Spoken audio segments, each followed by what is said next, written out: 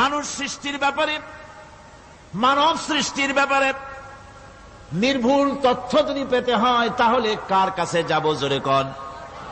আল্লাহর কাছে যেতে হবে। আর আল্লাহর কাছে না যাইয়া মানব সৃষ্টির রহস্য যদি জানতে যাই ডারউইনের কাছে, তাহলে আপনার মামু হবে সুন্দরবনের বান্দরেরা। ঠিক কিনা? বান্দরেরা হবে মামু, সিম্পাজি ওরাং ওটাং হবে আপনার নানার দাদা। তার কারণ ডারউইন সাহেব বলেছেন মানুষ এর পূর্বপুরুষ হলো বাঁদর, সিম্পাজি, ওরাং ওটাং। এটা হলো তার থিওরি অফ ইভলিউশন। এই বিবর্তনবাদের থিওরি পেশ করতে গিয়ে তিনি বলেছেন মানুষ হলো বান্দরের জাত। আরে বেটা, তুই বান্দরের জাত। নিজের লেজ কাটিয়া সকলের লেজ কাটা আরম্ভ করতে যাচ্ছে। কি পাগলের পাগল, মানুষ হয়েছে বান্দরের জাত। আশ্চর্য কথা। কেমনে কইলে? তো বললো যে সিম্পাজি দেখছে, তো সে সিম্পাজি দেখে তার মনে হয়েছে যে মানুষ ওইরকমই তো দেখা যায়, তো মানুষ বুঝি বান্দর থেকেই আসছে। আমি বলি পৃথিবীতে এমন পাগল আমি কোনোদিন দেখিও নাই, শুনিও নাই যে কোন পাগল পাবদা মাছ দেখে বলেছে যে এটা হচ্ছে বোয়াল মাছের পূর্বপুরুষ। টাকি মাছ দেখে কোন ছাগলেও বলেছে আজ পর্যন্ত যেটা হলো শোল মাছের পূর্বপুরুষ। পুঁটি খাইতে খাইতে আস্তে আস্তে বিরাট শোলে পরিণত হয়ে গেছে, কোন পাগলেও বলেনি। আচ্ছা, মেনে নিলাম ডারউইন সাহেবের থিওরি, মেনে নিলাম এক সেকেন্ডের জন্য যে বান্দর থেকেই মানুষ হয়েছে। এখনো তো বানর প্রজাতি আছে না শেষ হয়ে গেছে? আছে কিনা? তাহলে সুন্দরবনে যান, যে দেখুন কোন বাঁদর কি এ পর্যন্ত দেখা গেছে যে কোমর পর্যন্ত মানুষের মতো হয়ে গেছে? আর একটু দুধ আর পনির আর একটু এই শুটকি মাছ লোট্টা ফিশ খাওয়াইলে আর কদিনের মধ্যে এই বান্দরটা মানুষ হয়ে যাবে। হয়েছে এরকম? বাঁদরের 12 আনা মানুষ হয়ে গেছে, 14 আনা মানুষ হয়ে গেছে, আর অল্প একটু বাকি। এরকম দেখা গেছে কোথাও? দেখা যায়নি। এগুলি পাগলামি কথা, পাগলামি কথা। মানুষ বানর থেকে আসেনি, মানুষ ওরাং ওটাং থেকে আসেনি, মানুষ সিম্পাজি থেকে আসেনি। মানুষ এসছে কোত্থেকে?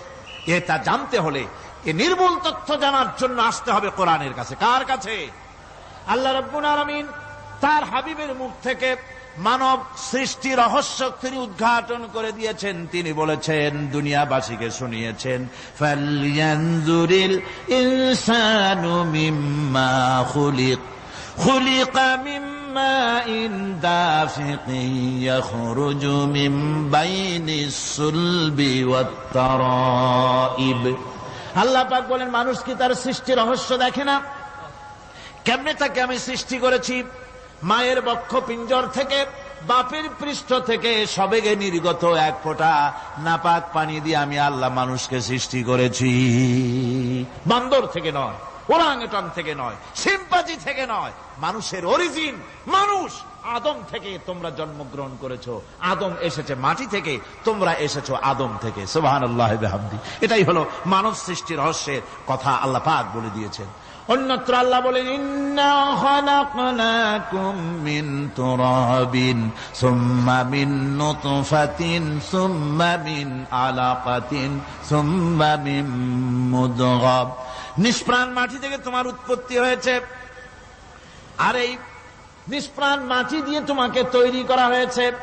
এগুলি মাতৃগর্ভের ভিতরে গিয়া নাপাক পানি ফোঁটা জমাট রক্ত হয়েছে, গোশত হয়েছে, তারপরে মানুষের আকৃতি দিয়েছি, আর এরপরে বাচ্চার আকারে মায়ের পেট থেকে আমি আল্লাহ মানুষ করে তোমাকে বের করেছি। সুতরাং মানব সৃষ্টি রহস্যের কথা বিজ্ঞানের সাথে যেটা সাংঘর্ষিক হবে কোরআনের সাথে, আমরা সেটা মানতে পারি না।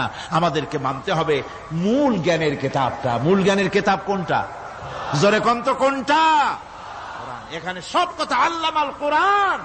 কোরআন শিখিয়ে মানুষকে আল্লাহ পাক সবচাইতে বড় দয়া করেছেন, এর থেকে বড় দয়া আর হয় না। কোরআন শিখিয়েছেন আমাদের, যার মধ্যে সমস্ত তথ্যের কথা আল্লাহ পাক বলেছেন। The universe and doctor Einstein বইয়ের ভিতরে লেখা হয়েছে যে একদিন এমন হবে যখন ধীরে ধীরে সূর্য তার আরো হারিয়ে ফেলবে, চন্দ্র নিষ্প্রভ হয়ে যাবে, আর পৃথিবী আস্তে আস্তে তার গতি হারিয়ে ফেলবে। একথা আজকের বিজ্ঞানীরা অথবা আজ থেকে কয়েক বছর আগের বিজ্ঞানীরা একথা বলছেন। কিন্তু রাসূল করিম সাল্লাল্লাহু আলাইহি ওয়াসাল্লামের মুখ থেকে আজ থেকে 1400 বছর আগে, যিনি বিজ্ঞানাগারে মোটেও পড়াশোনা করেন নাই, লিখতে জানেন না, পড়তে জানেন না, সই করতে জানেন না, বিজ্ঞান আজ যে কথা বলছে সেই কথা 1400 বছর 1500 বছর আগে রাসূল করিমের মুখ থেকে আল্লাহ পাক বলছেন। কোরআনে কারীম বলছে ইয়াসআলু আইয়ানা ইয়াউমুল কিয়ামা ফাইযা বারিকাল বাসারু ওয়া খাসাফাল কামারু ওয়া জুমিআশ শামসু ওয়াল কামার। হে রাসূল, রাসূলের কাছে জিজ্ঞাসা করে কিয়ামত কবে হবে? আল্লাহ পাক বলেন, বলে দিন যেদিন চন্দ্র তার আলো হারিয়ে ফেলবে, যেদিন সূর্য তার আলো হারিয়ে ফেলবে, আর চন্দ্র আর সূর্য সব একাকার হয়ে যাবে।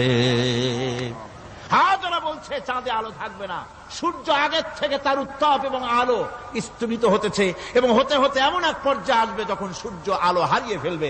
বিজ্ঞানীরা গত 4-5 বছর আগে এ বক্তব্য রেখেছেন, কিন্তু 1400 বছর আগে বিজ্ঞানের লালনাগারে লেখাপড়া না করে হুজুরের মুখ থেকে আল্লাহ কথা বলে দিয়েছেন। তাহলে বিজ্ঞানের আসল কিতাব কোনটা? জোরে বলেন কোনটা? আল্লাহ পাক আরো বলেন ইজা শামসু কুবিরাত ওয়া ইযান নুজুমুন কাদারাত ওয়া ইযাল জিবালু সুজ্জিরাত। তারকাগুলি, সূর্যের আলো থাকবে না, নক্ষত্রগুলো স্থানচ্যুত হয়ে যাবে, কক্ষচ্যুত হয়ে যাবে, পাহাড়গুলিকে পরিচালিত করে দেওয়া হবে, কিছুই থাকবে না, সব শেষ হয়ে যাবে। বিজ্ঞানীরা আজ বলতেছে যে সব শেষ হয়ে যাবে, কিছুই থাকবে না, সব শেষ হবে। বিজ্ঞানীরা বলতেছেন, কোরআন অনেক আগে বলেছে কুল্লু মান আলাইহা ফান ওয়া ইয়াবকা ওয়াজহু রাব্বিকা যুল জালালি ওয়াল ইকরাম। সব শেষ হয়ে যাবে, বিশ্বে যা কিছু আছে সব লয় হবে, ক্ষয় হবে, ধ্বংস হবে, কিচ্ছু থাকবে না, থাকবেন শুধু আল্লাহ সুবহানাহু ওয়া তাআলা। সুবহানাল্লাহি ওয়া বিহামদি। কোরআনে কারীম একথা বহু আগে আমাদেরকে জানিয়ে দিয়েছে। সুতরাং আসল জ্ঞানের কিতাবটাই হচ্ছে কোরআনে কারীম। এই কোরআনের কাছে আমরা যত যেতে পারবো, যত কোরআন বুঝতে পারবো, ততই আমাদের জন্য আমরা সমৃদ্ধ হতে পারবো, আমাদের উপর আল্লাহর রহমত আসবে, আমরা সমাজ চালাতে পারবো, আমরা দেশ চালাতে পারবো, আমরা দুনিয়ায় শান্তি পাবো, আমরা আখিরাতেও মুক্তি লাভ করতে পারবো। কোরআনে কারীম সমস্ত বিজ্ঞানের উৎস, দর্শনের উৎস। এইটা না জানলে কিছুই জানা হয় না, এটা জানা হলে সব জানা হয়। পণ্ডিত আপনার ডক্টর শহীদুল্লাহ, আল্লাহ জান্নাত নসিব করুন, সবাই বলুন আমিন। তিনি বলতেন, বড় বড় সেমিনারে গিয়ে বলতেন তিনি, যে আপনারা যারা বক্তব্য রাখতে এসেছেন, জনগণকে বলছি না, যারা বক্তব্য রাখতে এসেছেন, এমএ পাস করেছেন, ডিগ্রি করেছেন, পিএইচডি করেছেন, এভারসিএস করেছেন, বহু কিছু ডিগ্রি আপনারা লাভ করেছেন, নামের আগে 6 হাত লম্বা ডিগ্রি আপনারা লাগাইছেন, আপনারা পণ্ডিত ঠিকই, কিন্তু এই কোরআন শরীফের জ্ঞান যদি আপনাদের না থাকে, আপনারা পণ্ডিত, তবে আপনারা মূর্খ পণ্ডিত। কি পণ্ডিত? কি পণ্ডিত? মূর্খ পণ্ডিত। ওরা বলে যে মৌলবীরা জানে কি, মৌলবীরা জানে কি? আরে ভাই, মৌলবীদের কাছে তো আসল জ্ঞান আছে। সুবহানাল্লাহি ওয়া বিহামদি। এখানে সবটা আছে। আপনারা এখানে আসেন, এটা বিশ্বাস করলে আপনি সবটা পেয়ে যাবেন। কোরআন বিশ্বাস করতে পারলে, কোরআন জানতে পারলে আপনি সব জানবেন। কোরআনে কারীমের মধ্যে আল্লাহ পাক কত কথা বলেছেন। এর মধ্যে আছে আল্লাহ পাক বলেছেন আফালা ইয়ানজুরুনা ইলাল ইবিলি কাইফা খুলিকাত। এই যে আমি উটগুলোরে বানাইছি, কেমনে বানাইলাম তোমরা কি দেখছো? উট কেমনে বানিয়েছি? মুফাসসিরিনে কেরাম এর উপরে অনেক আলোচনা করেছেন। তারা বলেছেন যে উট মরুভূমির জাহাজ, তারপরে উটের পিঠে একটা চুট আছে, কোন কোন উটের পিঠে 2টা চুট আছে, মাঝখানে বসে একটারে হেলান দিয়ে আর একটা ধরে বসা যায়। আমি দেখছি 2টা চুটওয়ালা উট, আফ্রিকান উট আমি দেখেছি, যে চুট সুবহানাল্লাহ দেখলে অবাক হয়ে যেতে হয় যে আল্লাহর কি কুদরত। উটের পৃষ্ঠে 2টা চুট, মাঝখানে আপনি বসবেন, পিছনেরটা একটা সোফা সেটের মতো, পিছনে হেলান দিলেন, আর সামনে যখন সে মরাল সম চড়াই উত্তরাই পথ দিয়ে নামা ওঠা করবে, তখন আপনি যেন পড়ে না যান সেজন্য সামনেরটা বুকের সাথে জড়ায় ধরবেন। এরপরে কি সৃষ্টি আল্লাহর, সুবহানাল্লাহি ওয়া বিহামদিহি। জিরাফগুলি দেখুন, জিরাফগুলি তার মাথা কত বড় উঁচা। লন্ডন জুতে জিরাফ দেখলাম, সে জিরাফের দেহ থেকে তার মাথাটা 22 ফিট উঁচা। মানে সে যদি নিচে দাঁড়ায়, 3 তলা বিল্ডিং এর ছাদের উপরে নাস্তা দিলে তো নিচে দাঁড়ায় খাইতে পারে, এই অবস্থা। সেই জিরাফে পানি খাবে কেমনে? মাথা হলো অত উঁচায়, পিছনের ঠ্যাং 2টা খাটো, সামনের ঠ্যাং 2টো উঁচা, এখন পানি খাবে কেমনে? ওই মাথা নামাইতে গেলে ঠ্যাং তো অনেক উঁচা। আল্লাহ পাক এমন সুন্দর ব্যবস্থা করলেন, সামনের 2টা ঠ্যাং এভাবে সরায় দেওয়ার মতো। ও যখনই পানি খায় দেখলাম 2টা ঠ্যাং অনেক ছেড়ায় দেয়, দুই দিকে ঠ্যাং চলে যায়, তখন মাথাটা সহজে নিচে নামায় আসে, পানি খাইতে পারে। এই সুযোগগুলি আল্লাহ সুবহানাহু ওয়া তাআলা তিনি করে দিয়েছেন। ওমা কুন্না আনিল খালকি গাফিলিন, আমি আমার সৃষ্টি জগৎ সম্পর্কে অমনোযোগী নহি।